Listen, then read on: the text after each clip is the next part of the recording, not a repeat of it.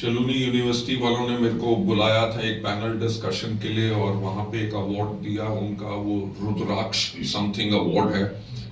और वो रुद्राक्ष जो होता है वो उस पेड़ से होता है जिसको अब्दुल कलाम जी ने लगाया था, राइट। तो वहां पे अवार्ड दिया तो पैनल डिस्कशन में किसी और कंपनी का भी एक लीडर बैठा हुआ था, तो हम आपस में वार्तालाप कर रहे थे इंडस्ट्री के बारे में बेहतर कैसे बनाना है। तो उसकी फोटोग्राफ्स वायरल हो गई। तो अभी मैं एक मीटिंग में गया, यहाँ पे नीलेश पात्रावाला और दीपल पात्रावाला मीटिंग कर रहे थे, तो मैं वहां गया। वहां पे हमारे कुछ लीडर मिले, उन्होंने वो जो वायरल हुई फोटो दिखाई, कहते कि ये उस कंपनी का लीडर है। हम देख के कह रहे थे कि बाली साहब उसको ध्यान से देख रहे हैं, ये तो गया गया यानी कि आ जाएगा क्योंकि हर एक लीडर एक बात जानता है कि वेस्टीज और अपने इस परिवार को बढ़ाने के लिए मैं दिन रात काम करता हूं और किसी व्यक्ति को छोड़ता नहीं।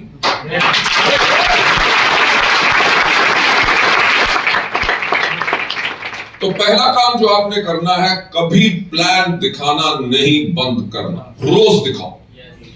जितने दिखाओगे उतना आगे बढ़ेगा। हमारी सब टॉप लीडरशिप जानती है, सिद्धार्थ सिंह जानते हैं, डॉक्टर रहेजा जानते हैं, जितने लीडर जानते हैं, हर एक के साथ जा जाके मैं एक दिन में कम से कम 30-30, 40-40 प्लान दिखाया करता था, खुद बैठ के पेपर के ऊपर मार्केटिंग प्लान पूरा का पूरा एक्सप्लेन करता था। उस करके ये विशाल परिवार बना, राइट। आप लोगों का ज्यादा ना समय लेते हुए, मैं ख्याल से इन चीजों की ट्रेनिंग तो आपके लीडर्स बेहतर देंगे। मैं जो आप लोगों से आज बात करना चाहता हूं, वो बात करना चाहता हूं वेस्टीज की और आपके आने वाले भविष्य की। अपना भविष्य उज्जवल करना चाहते हो? जो आज कर रहे हो, क्या उसी को करते करते आपका भविष्य उज्जवल होगा? तो यानी कि कुछ ना कुछ तो बदलना पड़ेगा। हर रोज जंग करनी पड़ेगी। आपको पता कि पंजाब में और यूपी के, ये जो हमारा वेस्टर्न यूपी है, इस बेल्ट में लोग कहते थे कि पहले लड़ाइयां होती थी तो किसको लेके जाते थे? लठैत को, है ना? लाठियों से लड़ाइयां होती थी, फिर उसके बाद क्या आई? तलवारें।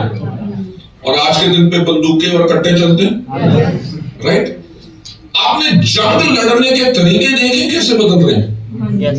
पहले बॉर्डर पे लड़ाई होती थी, फौजी जाते थे, गोलियां चलाते थे, गोलियां खत्म हो जाती थी तो चाकू के साथ लड़ते थे, बोनट्स जो गन के आगे लगी होती थी उसके साथ लड़ते हैं। आजकल फौजी जो है बॉर्डर क्रॉस ही नहीं करते, ड्रोन्स और मिसाइल से लड़ाइयां होती। यानी कि सब कुछ बदल गया है। तो हमें भी अपने काम करने का तरीका बदलना है।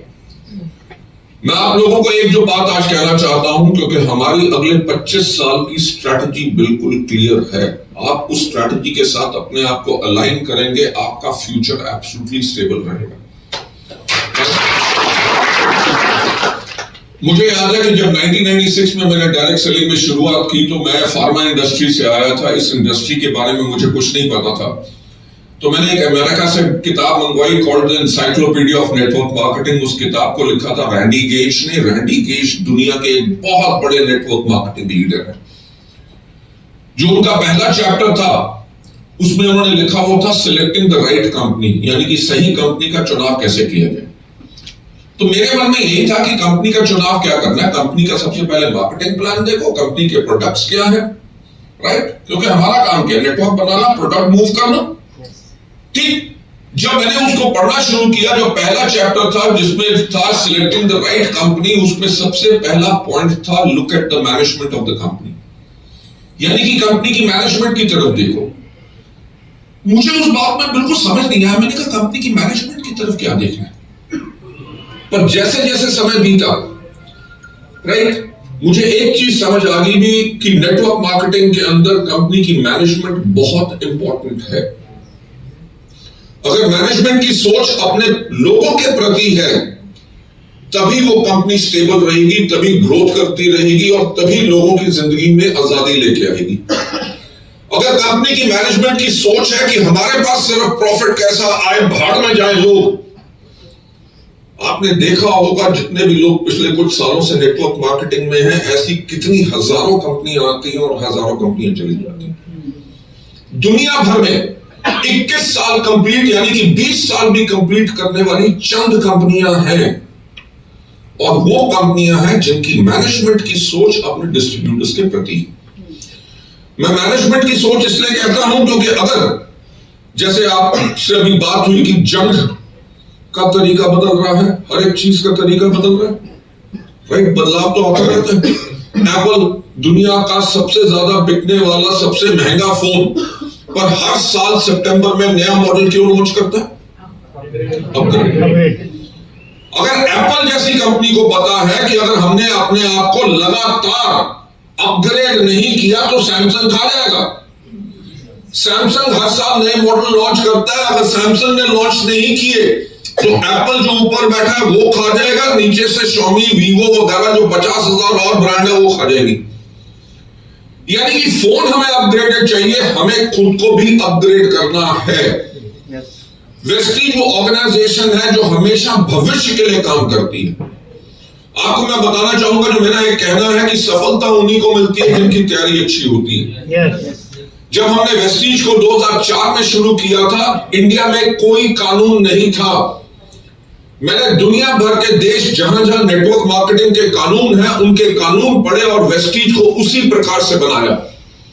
इंडिया में पहली बारी कानून आए 2016 में, यानी कि वेस्टीज के शुरू होने के 12 साल के बाद। 12 साल के बाद जब कानून आए तो एमवे से लेके हर कंपनी, हर्बलाइफ, मोदी केयर, हर एक ने, ऑरिफ्लेम ने, सब ने जो पहले किट बेचते थे उन्होंने किट बेचना बंद किया क्योंकि सरकार ने बंद कर दिया। हर कोई रिन्यूअल फी लेता था हर साल की, उन सब ने बंद करना पड़ा क्योंकि सरकार ने वो कानून बना दिए। एक कंपनी ने कुछ नहीं बदला, वो थी वेस्टीज।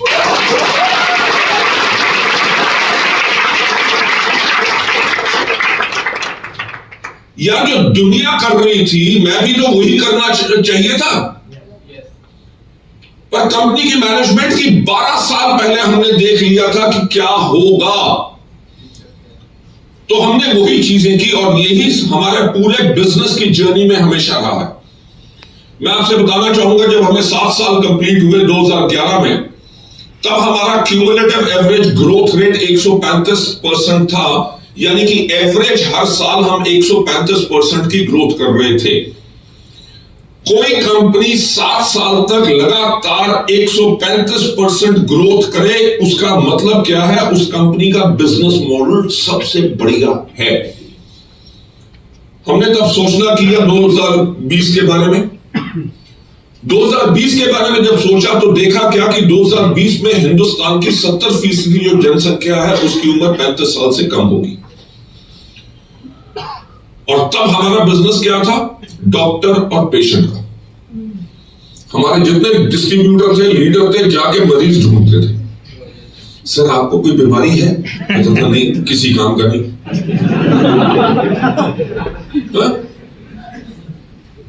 भाई हाल देखो, प्रोडक्ट के रिजल्ट इतने बेहतर हैं कि लोगों का थायराइड होता था, इनहेलर लेते थे, एस्थमा होता था, वो छूट जाते थे, लोगों के ट्यूमर, कितनी हजारों प्रॉब्लम। लोगों का विश्वास इतना पक्का था हमारे प्रोडक्ट्स में कि मेरे साथ एक बार ऐसा हुआ, रात को 12:30 बजे फोन आया, हेलो भाई साहब। मैंने कहा हाँ जी सर, मेरे पास एक पेशेंट है। मैंने कहा बोलो डॉक्टर साहब, क्योंकि पेशेंट किसके पास जाता है? अगर हमारे डिस्ट्रीब्यूटर के पास आ गया तो हमारा डिस्ट्रीब्यूटर भी डॉक्टर हो गया ना।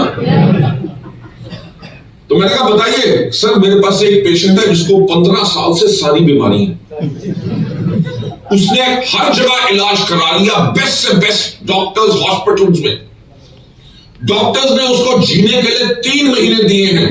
आप बताओ कि मैं क्या दूं? हकीकत की बात है। मैंने कहा प्रोडक्ट्स दे दो, अगर डॉक्टर्स ने जवाब दे दिया तो 3 महीने के बाद कंधा दे देना। भाई मैं भी निकल रहा हूं। देखो मैं सिंपल बात कर रहा हूं कि प्रोडक्ट की हाईली इफेक्टिवनेस होने के करके लोगों का इतना कॉन्फिडेंस था, और आज के दिन में भी है कि वेस्टीज के प्रोडक्ट देंगे तो लोगों को असर जरूर होगा। तो जब ये बिजनेस है, तो हमने सोचा 2020 के बारे में कि 35 साल से कम लड़के या लड़कियां सोचेंगे कि वेस्टीज के प्रोडक्ट्स नंबर 1 उनके लिए हैं जिनको बीमारियां हैं, नंबर 2 उन लोगों को बीमारी होती है जिनकी उम्र 50 साल से ज्यादा हो, तो यानी कि वो लोग इस बिजनेस को नहीं करेंगे, राइट। एक ब्रांड का आपने नाम सुना ना, बाटा, दुनिया की नंबर 1 कंपनी है, दुनिया में 72 फैक्ट्रीज हैं उनकी। आज के दिन पे किसी जवान लड़के या लड़की को बोल दो कि बाटा के जूते खरीदो, खरीदेगा नहीं। बाटा ने भी अपने अलग ब्रांड्स लॉन्च किए ताकि यंगर पॉपुलेशन को वो अट्रैक्ट कर सके। तो हमने कहा कि 2020 में अगर हम बाटा बन गए तो हमारा क्या वो हाल होगा। सफल बिजनेस मॉडल, 135% ग्रोथ, जिससे दुनिया का सबसे अक्लमंद व्यक्ति भी कहता कि मत छेड़ो, हमने उसको बदलना शुरू किया। हमने यंग बॉयज एंड गर्ल्स की फोटोग्राफ्स पैकेज पे डाली, अपने कैटलॉग्स चेंज किए, वेबसाइट चेंज की। हम दुनिया की पहली कंपनी थे जिसने नेटवर्क मार्केटिंग में मोबाइल एप्लीकेशन लॉन्च की। क्यों? क्योंकि यंगस्टर्स जो होते हैं वो टेक सेवी होते हैं। तो हमने देखना शुरू किया उनको कैसे प्रोडक्ट्स चाहिए, कैसे वो ट्रेनिंग करेंगे, कैसे अपने लोगों को प्रोडक्ट्स के बारे में बताएंगे, अपॉर्चुनिटी के बारे में बताएंगे। हमने सब कुछ चेंज किया। 2011 में हमारा जो टर्नओवर था वो 50 करोड़ था सालाना, और 2020 में जब हमने क्लोज किया हमारा ग्लोबल टर्नओवर था 2750 करोड़ रुपए।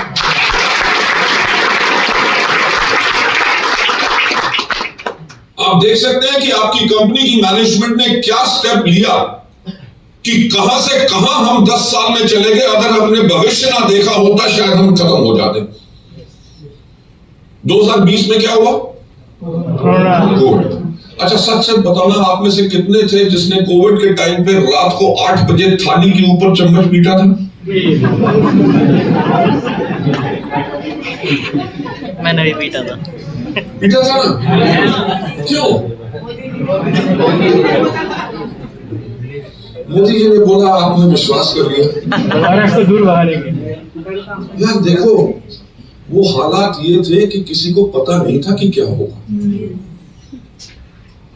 लोग जहां जहां काम कर रहे थे, कोई यातायात के साधन नहीं थे, हजारों किलोमीटर पैदल चल के लोग जा रहे थे अपने घर में कि दुनिया खत्म हो जाएगी, मरना है तो अपने घर जाके मरे। पता है ना वेस्टीज ने क्या किया? 23 मार्च को लॉकडाउन लगा जी, सब कुछ बंद था, किसी को पता नहीं था, कोई बिजनेस नहीं चल रहा था। हमने 48 घंटे के अंदर अंदर अपने 600 से ज्यादा एम्प्लॉयज के घर में लैपटॉप, कंप्यूटर्स, वाईफाई कनेक्शंस लगवाए, अपने ब्रांच ऑफिसेस, डीएलसीपीज को एसेंशियल सर्विसेज के कर्फ्यू पासेस दिलाए।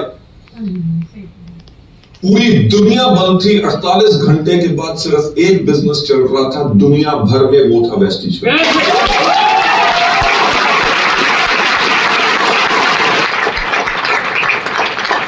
हमारी जो फिजिकल मीटिंग्स थी वो हम जूम पे ले गए। हमारी हर एक तरह की ट्रेनिंग्स, हमारी एनिवर्सरी सेलिब्रेशंस हमने ऑनलाइन की। दुनिया क्या कर रही थी? लोगों की तनख्वाहें काट रही थी, लोगों को नौकरियों से निकाल रही थी, बिजनेसेस बंद हो रहे थे। और कोविड के टाइम पे सबसे ज्यादा बिजनेस वेस्टीज ने तभी किया। यार आप सोचो, ऐसी परिस्थिति हो कि दुनिया खत्म हो रही है और एक वो कंपनी है जो ग्रोथ कर रही है। भाई कुछ तो अलग किया होगा। Yes, right. 2020 के बाद 2021 आया तो सेकेंड वेव आई कोविड की। यस, याद है ना? ऑक्सीजन मिल रही थी, ना कंसंट्रेटर मिल रहे थे, हॉस्पिटल भरे हुए थे, शमशान में शरीर को जलाने के लिए लाइनें लगी हुई थी। बेटा तक अपने बाप की लाश को हाथ नहीं लगा रहा था क्योंकि उसको अपनी जान का खतरा था। जो समाज सेवक है वो जाके लोगों का दाह संस्कार कर रहे थे। लोग कहते थे अब तो ऐसा इसका आया है कोविड का कि इससे तो 100% दुनिया खत्म, राइट। और वेस्टीज ने 2021 में जब सेकेंड वेव कोविड की चल रही थी तब हमने प्लानिंग बना ली थी 2030 की। आप सोच सकते हो इस कंपनी की सोच कि यार एक तरफ तो पूरी दुनिया कह रही है कि हम खत्म हो जाए और हम अपने 10 साल की तैयारी कर रहे हैं। हमने 2030 के बारे में क्या देखा कि 2030 में दुनिया क्या होगी। आप सबके पास मोबाइल फोन है, स्मार्टफोन्स है। फोन्स ने क्या किया, आपकी टॉर्च खत्म कर दी, आपका कैलकुलेटर खत्म कर दिया, आपकी घड़ी खत्म कर दी, अलार्म क्लॉक खत्म कर दी, एसटीडी पीसीओ बूथ खत्म कर दिए, डाकिये खत्म कर दिए, cassette player, record player, CD player सब खत्म। राइट, आज के दिन पे आप गाने उस पे सुनते हो, मूवीज इस पे देखते हो, हिस्ट्री की किताबें बिल्कुल खत्म हो रही हैं, क्योंकि आपको क्या अगर जानना है कि बाबर ने क्या किया, गूगल करो ना, किताब की खोलनी है, फोन खोलो। राइट, आज के दिन पे 5G स्पीड है, 2030 में 6G स्पीड होगी। तो हमने 2021 में यह सोचना शुरू किया कि 2030 तक हमारे लोग बिजनेस कैसे करेंगे, प्रोडक्ट कैसे प्रमोट करेंगे, अपने बिजनेस को कैसे प्रमोट करेंगे, ट्रेनिंग कैसे लेंगे, ऑर्डर कैसे प्लेस करेंगे, प्रोडक्ट की डिलीवरी कैसे होगी, और सबसे इंपॉर्टेंट बात कि किन प्रोडक्ट्स के ऊपर काम करना चाहिए। राइट, तो हमने उस टाइम पे एक सोच बना ली कि आटा, दाल, चावल, हवाई चप्पल, अगरबत्ती हम नहीं बेचेंगे। क्यों? क्योंकि हम Amazon, फ्लिपकार्ट, रिलायंस से टक्कर नहीं ले सकते। हम वो काम करेंगे जहां पे रिलायंस, Amazon, फ्लिपकार्ट हमसे टक्कर ना ले सके।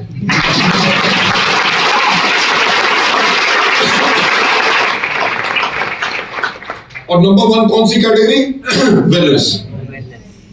क्यों? क्योंकि कोविड ने सिखा दिया था कि इम्यूनिटी बहुत इंपॉर्टेंट चीज है। कोविड से पहले मुझे भी पता है, क्योंकि हम इतने साल से इस बिजनेस के अंदर हैं, जब लोगों को जाके कहते थे आप ये फूड सप्लीमेंट दो, लो, तो वो कहते थे कि ऐसा तो नहीं होगा कि गोली अंदर जाएंगी और प्राण बाहर आएगा, कोई साइड इफेक्ट तो नहीं है? लोगों की जान निकलती थी। और कोविड के बाद लोगों ने फूड सप्लीमेंट की कंजम्पशन बढ़ानी शुरू कर दी, हेल्थ कॉन्शियस हो गए, साइकिलिंग शुरू कर दी, पार्क में जाते हैं, जिम में लोग ज्यादा जाते हैं, क्योंकि सबको पता है कि अपनी इम्यूनिटी को बिल्ड करना है। तो हमने कहा हम रहेंगे वेलनेस में, क्योंकि हमारा आज के दिन पे भी 55% बिजनेस वेलनेस में होगा। वेलनेस के अंदर आने वाले समय में कौन सी सबसे बड़ी कैटेगरी है? हेल्थ के अंदर सबसे बड़ी है वेट मैनेजमेंट। क्यों?